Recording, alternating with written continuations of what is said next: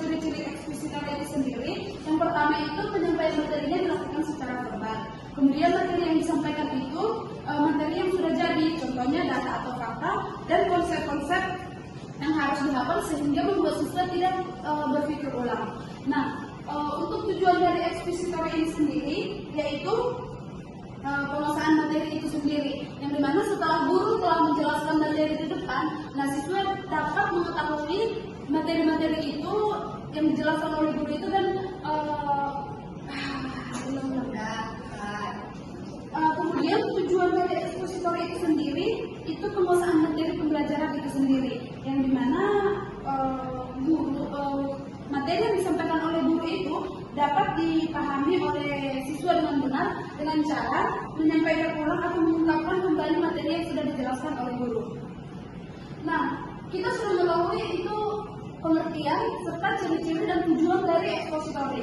Nah, selain itu, apa sih yang perlu diketahui tentang ekspositor ini? Nah, kalau ekspositor ini yang perlu diketahui itu kelebihan dan kekurangannya.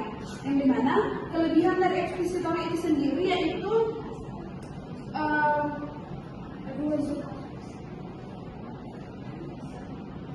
nah, baik di sini langsung saja nih strategi pembelajaran itu pelajaran heuristik ya. Yang dimana di sini heuristik itu menandakan pada penemuan oleh siswa sendiri, gurunya hanya sebagai pembimbing. Nah, di sini siswa itu bisa mencari pengetahuannya sendiri baik secara eksplorasi, penemuan atau pemecahan masalah. Nah, di sini siswa gurunya itu tidak langsung memberikan jawaban kepada siswanya, melainkan guru itu sebagai pendamping atau memberi pertanyaan masalah, baik itu secara eksplorasi atau guru sebagai proses pembelajaran, yang dimana di sini itu sebagai pendampingnya atau fasilitator. Nah, selanjutnya ada ciri-ciri dari heuristik itu sendiri. Yang pertama itu pemecahan masalah, yang kedua sebagai fasilitator, dan yang ketiga sebagai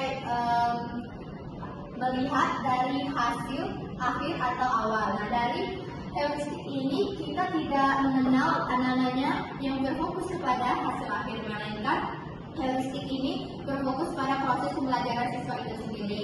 Nah, menurut saya heuristik ini bagus diterapkan kepada siswa, yang dimana yang pertama siswa itu berpikir aktif untuk mencari atau menemukan pengetahuan, dan yang kedua siswa itu kita melihat keaktifan siswa itu bukan hanya hasil dari pembelajaran yang diperoleh pada akhir, tetapi juga kita bisa memastikan proses pembelajaran siswa itu mulai dari awal sampai akhir. Jadi kita tahu proses siswa belajar itu dari mana itu. Nah, di heuristik ini cakup semuanya, di mana siswa itu lebih aktif, gurunya juga aktif, dan di mana siswa itu juga kita bisa melihat pengetahuannya sendiri, bagaimana dia mengeksplorasi masalahnya, seperti itu.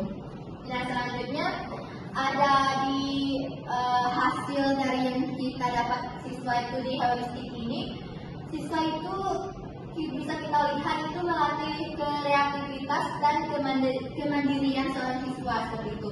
Karena yang dimana penjelasan yang pertama tadi, yang dimana itu guru hanya dapat dicatat sebagai fasilitator,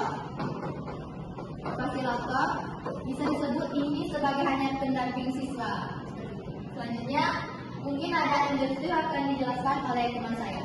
Selanjutnya ada strategi pembelajaran deduktif, di mana strategi pembelajaran deduktif itu adalah dimulai dari konsep umum menuju hal-hal khusus.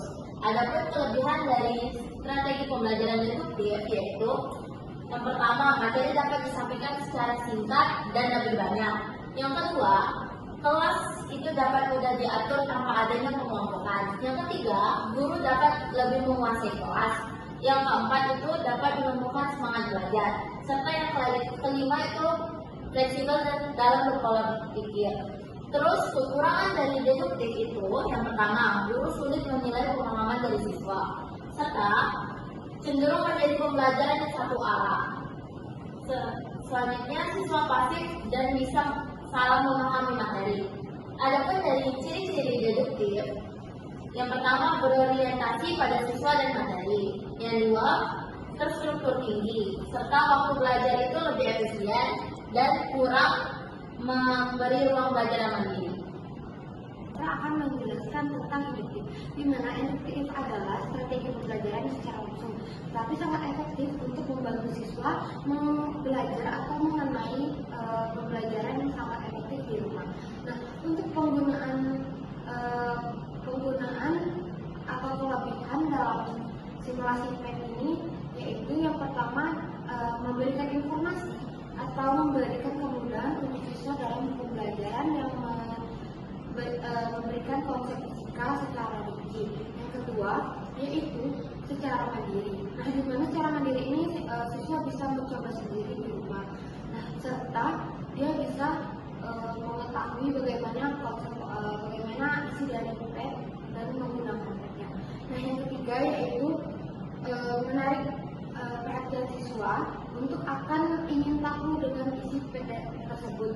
Yang keempat yaitu PET ini bersifat offline, di mana bisa digunakan di rumah atau di ruangan kelas. Nah, selanjutnya kekurangan PET akan dijelaskan oleh Esra.